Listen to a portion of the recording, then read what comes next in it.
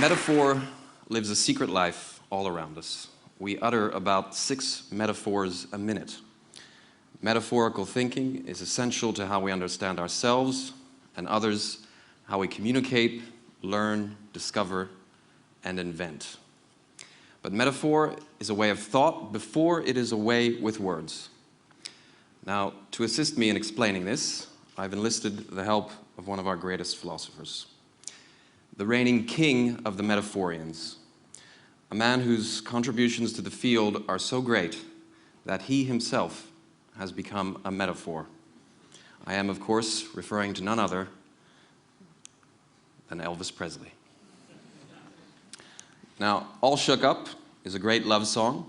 It's also a great example of how, whenever we deal with anything abstract, ideas, emotions, feelings, concepts, thoughts, we inevitably resort to metaphor. In All Shook Up, a touch is not a touch, but a chill. Lips are not lips, but volcanoes. She is not she, but a buttercup. And love is not love, but being all shook up. In this, Elvis is following Aristotle's classic definition of metaphor as the process of giving the thing a name that belongs to something else. This is the mathematics of metaphor. And fortunately, it's very simple. X equals Y. This formula works wherever metaphor is present. Elvis uses it, but so does Shakespeare in his famous line from Romeo and Juliet, "Juliet is the sun." Now here, Shakespeare gives the thing, Juliet, a name that belongs to something else, the sun. But whenever we give a thing a name that belongs to something else, we give it a whole network of analogies too. We mix and match what we know about the metaphor's source, in this case the sun, with what we know about its target, Juliet. And metaphor gives us a much more vivid understanding of Juliet than if Shakespeare had literally described what she looks like. So how do we make and understand metaphors? This might look familiar.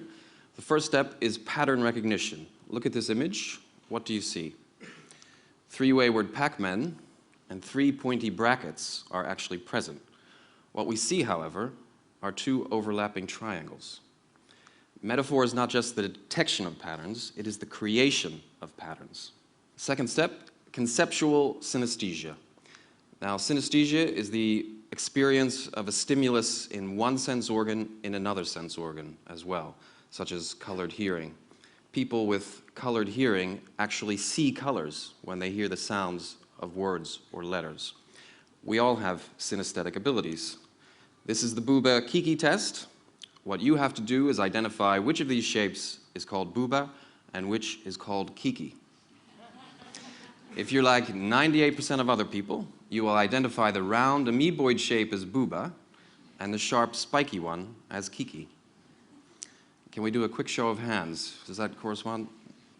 Okay, I think 99.9 would about cover it. Why do we do that?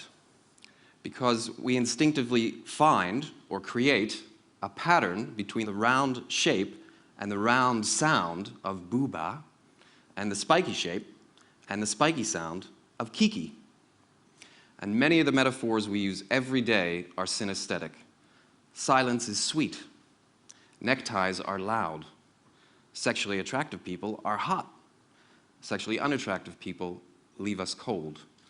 Metaphor creates a kind of conceptual synesthesia in which we understand one concept in the context of another. The third step is cognitive dissonance. This is the stroke test. What you need to do here is identify as quickly as possible the color of the ink in which these words are printed. You can take the test now.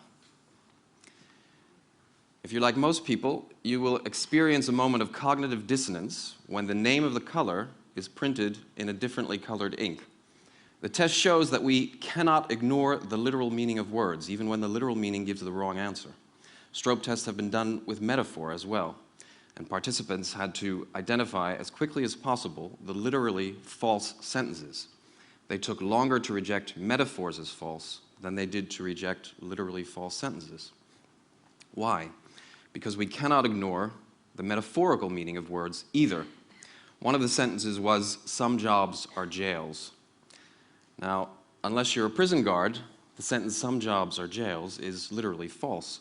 Sadly, it's metaphorically true, and the metaphorical truth interferes with our ability to identify it as literally false. Metaphor matters because it's around us every day, all the time.